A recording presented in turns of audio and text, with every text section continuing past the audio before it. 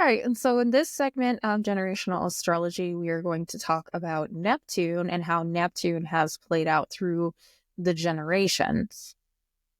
So if you don't know me, my name is Joyanne. I'm an astrologer and an energy healer. I have a podcast called Feminine Alchemy that you can also see on this channel. And I've been lately just really inspired to work through the generational planets, so Pluto, Uranus, and Neptune, and some Chiron, right? We had a whole episode on Chiron. Definitely watch that one, especially if you're Gen X.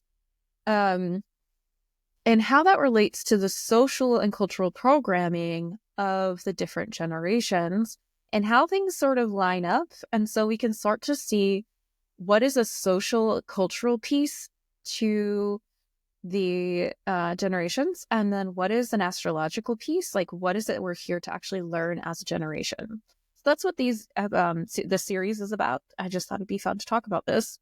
And in case you're wondering, I am a millennial. Was born in the mid-'80s, so anything I say, don't hold it against me, but is through that lens, right? Because I don't have any other lens, and everyone has their own biases. So but today we're going to talk about Neptune. And Neptune is the source of our sense of connection with the divine, whether it has to do with divinely inspired creativity. Really powerful creative artists have a lot of Neptune placements in their charts, and whether it's writing or and the way that their divinely inspired genius comes through is going to reflect where their Neptune is or things that they have in like the 12th house. But Neptune is about divinely inspired creativity. And so this is going to be where we find generational cultural, again, I'm going to use the word zeitgeist again. I use it a lot, but it's where you're going to find that a rising of exciting cultural idioms and conversations and what is that kind of shiny sauce that happens. Okay, so I've been focusing on baby boomers, Gen X, and then millennials, and I think I'm going to do a whole episode just on Gen Z, and that'll probably be a longer one, but these are like short little snackable ones. So we have the early baby boomers and the late baby boomers. The early baby boomers start in 1945 because the cultural experiences that in the last 100 years we have that our generations are oriented towards or focused on is we've got, first of all, we have the turn of the century in the 1900s and industrialization, and then we have the war periods, right? We have World War I and World War II. The things that we are mainly hyper fixated on from a generational standpoint is World War II. And I think that's just because it was the most recent big war, right? And then we have the rise of the internet. And now we have the technological revolution and Silicon Age and all of that that's come through since the 70s.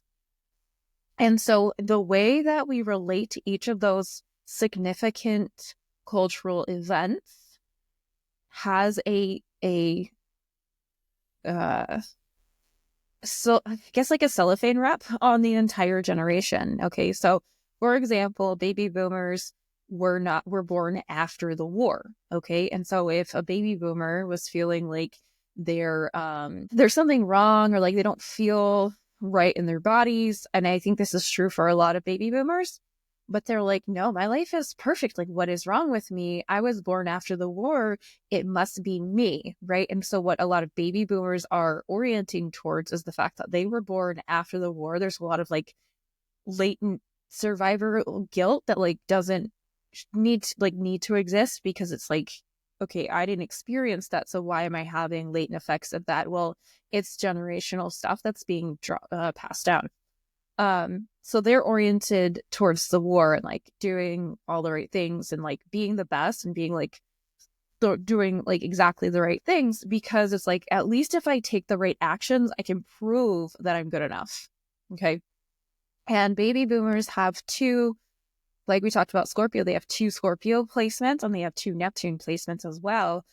And I just find it really interesting because a lot of people like to segment the baby boomers because there's such a long period of time into early baby boomers and late baby boomers. And the later ones are known as like Generation Jones, where it's like keeping up with the Joneses and all of that kind of thing, where the early baby boomers are way more into the concept of like virtuousness and like doing the right thing. And like they're a little bit more connected to the earth.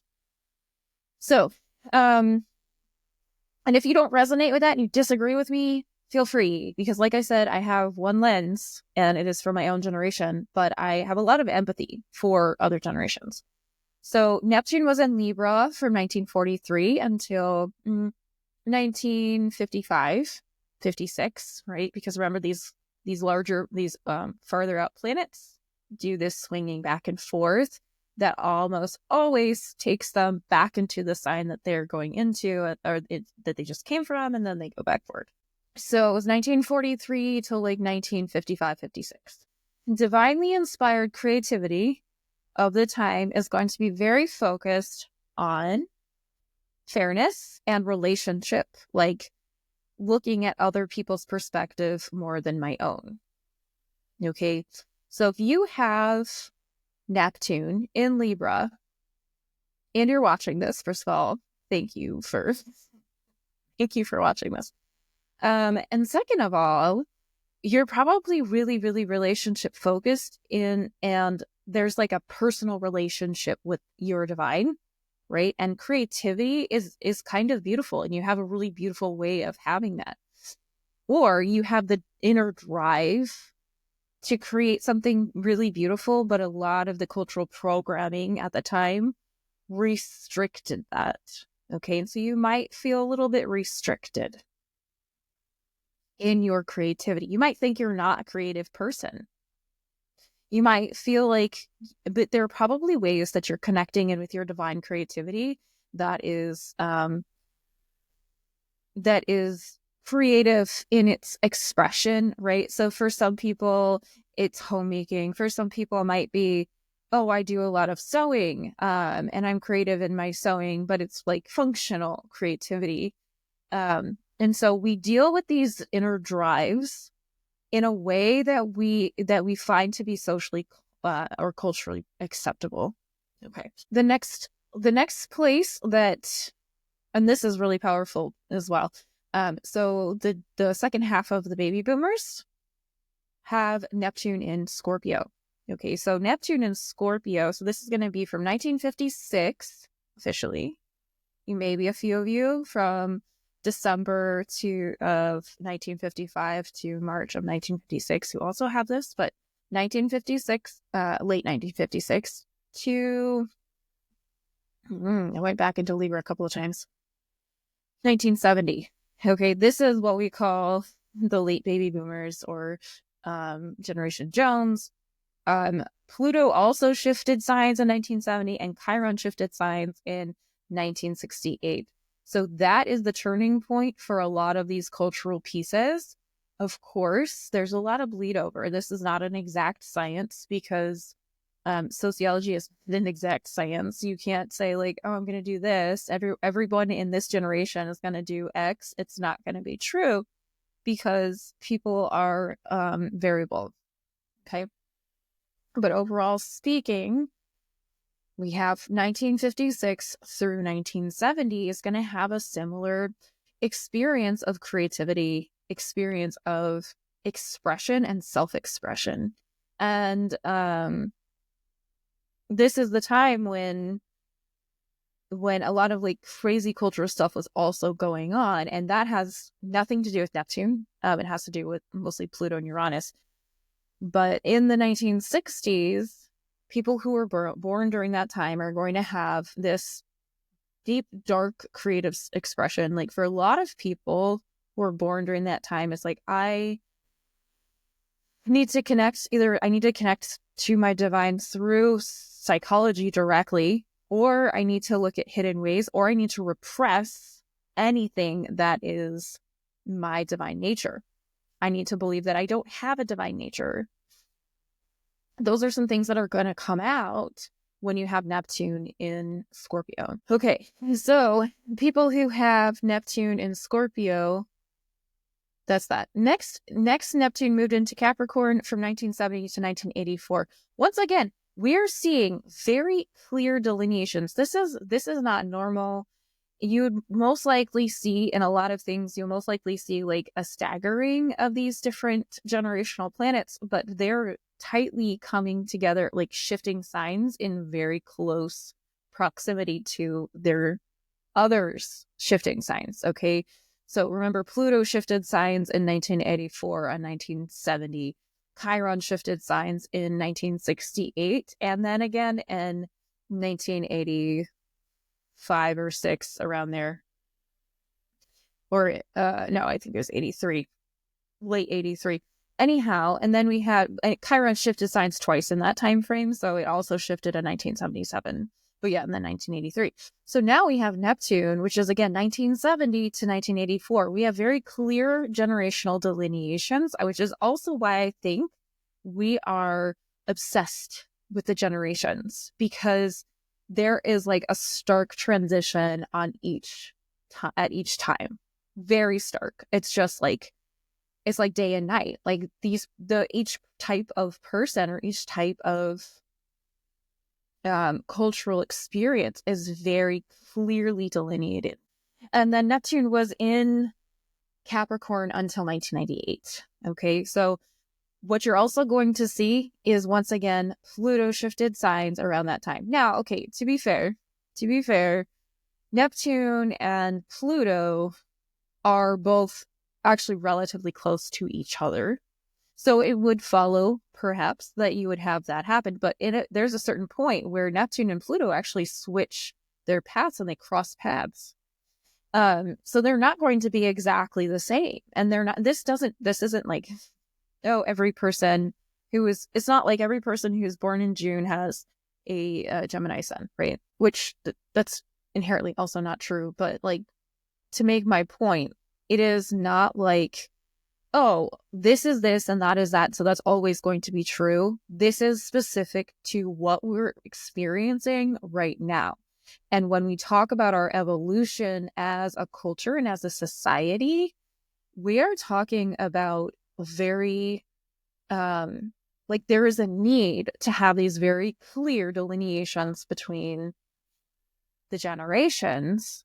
And there's a reason for that. I don't know what that reason is, but there's a reason that we're supposed to feel similar to people who were born like near their years, and we're supposed to feel very different from people who were born in a different set of years. Okay. So Neptune in Capricorn now. Neptune in Capricorn. What am I doing here? Neptune in Scorpio, Sagittarius. Sorry. This chart I'm looking at, because I could like pull up some kind of fancy software and like make it go day by day, but I would just get forgotten what I was doing.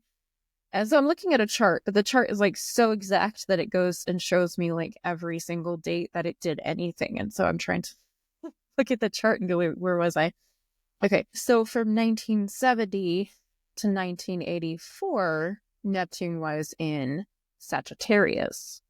This is an explosion of creative personality. This is an explosion of excitement. This is an explosion of connection to the divine.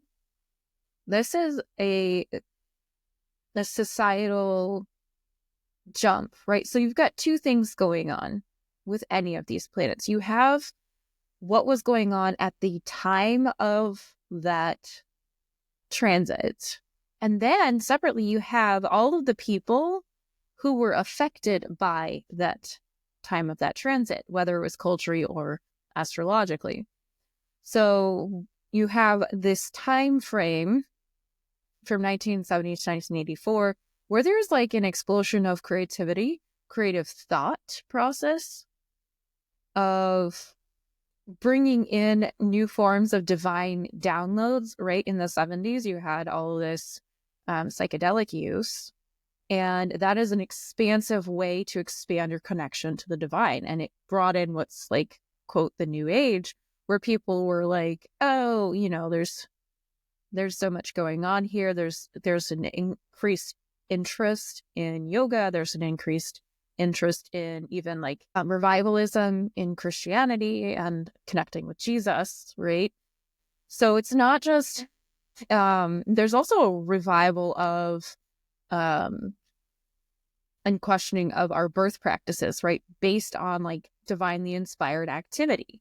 There was like this whole experience in the 70s and into the early 80s of asking these questions of what is the divine? What does the divine mean to me? And how do I expand on that? Because Sagittarius is a very expansive part. It's also the sign of the scholar. It's the sign of travel. It's the sign of the scholar. And we also see a lot of travel, right? Travel became inexpensive. Travel by airplane became very inexpensive. So there's this connection to that. So the people who were born under that cultural experience and that Neptune and Sagittarius are going to be having a lot of creativity, having a lot of sense of flow and ease and connection to the divine. And they're going to be more, quote, spiritual. Again, more being Sagittarius and spiritual being Neptune. They're not going to be more religious necessarily, right? That would be more like, I don't know, Jupiter in Sagittarius, which some people might have, because a Jupiter goes in a sign a year, right? And so at some point in time, somebody will have a Jupiter in Sagittarius and a Neptune, probably maybe even conjunct. And they're like, well, we need to do it the religious way, and feeling very connected to doing spirituality in a religious way. So Gen X was letting go of a lot of stuff that previously was like, no, this is the right way to do it. This is the right way to do it. This is the right way to do it. And there was a lot of repression. So there's this like buoyancy that comes out of the 70s and the early 80s. So then Neptune shifted into Capricorn, which is when the more classic millennials were born. And you're going to see a lot of people who experience this, quote, out of the box thinking, right? Divinely inspired, highly structured information. Feeling like spirituality and is too big to fit into a box as well. And all of the work that happened in the 70s and 80s with shedding religion as like the top priority comes even further into the 80s, where it sort of is like, okay, now we're questioning. And having that Capricorn structure, because Capricorn is very highly structured. It basically has decided that it has thought of everything there could be to think of. And Neptune comes in and says, no, honey, infinity can never be thought of 100%. And Capricorn goes, nope, I've got a structure for that. Oh, thanks for bringing me that new information. I've got a structure for that. So we see a lot of highly structured, divinely inspired things, okay? People who are systems engineers are going to be really good with this concept. But again, there's people who are going to fight the structure and say, no, it's more about the divine inspiration and creativity. And then there's going to be people who are like all about the structure and use the divine inspiration to make the structure better. Okay. And a big piece of millennials is like, we have to fix the world, right? We have to make everything better. We have to fix everything. Simmer down, guys. It's fine. So that's kind of that. Okay, and so now I am going to talk about Gen Z with Neptune, because this is very poignant, and I will probably bring this up again in the Gen Z episode directly. But then Neptune shifts into Aquarius. Okay, Gen Z in 1998. Gen Z is, like I said in another video, the weird version of Gen X. Gen X had kids who were basically Gen Z. Okay. baby boomers, late baby boomers are the parents of millennials. Unless you're an outlier and you're an early baby boomer and a late Gen Xer, then you're going to look at that. But usually, by and large, the parents are skipping the next generation. Because obviously someone born in 1990 or 1968 isn't having kids in 1982, right? Like that's not likely or common. But or 1979, like 10 years old. Nope, that's not happening. So we're skipping generations. So Gen Z is the weird version, the super weird version. And I don't mean that in a judgmental way. It's weird because you've got Neptune in Aquarius. Okay, you have a lot going for you in inspiration. Your divinely inspired inspiration is going to look like the technology of the future. And that's why everybody thinks you're weird, Gen Z, is because the things that like you light you up, the things that like really sync with your energy, with your spirit, with your divine nature, is going to look very weird to every generation before you. Okay? People thought that millennials were the weird ones, and we can be, right? But they really think you're weird, and nobody knows what to do with Gen Z because it's just like, you don't fit any of our belief structures and all our systems. So, but I'm going to do an entire thing on Gen Z because this is like super important. And right now, if you are Gen Z and you're learning this stuff, you are like head and shoulders above everybody. Well, to be fair, you might all be head and shoulders above everybody because you might all actually be learning this stuff because Gen Z loves astrology, which is awesome as well. Anyhow, that is Neptune through the generations. I'm not going to go into Gen Alpha because I'm sorry, guys. It's too fresh. It's too fresh. The jury's out on you guys. So we'll see what happens. All right. We'll talk more next time about Uranus. Thanks.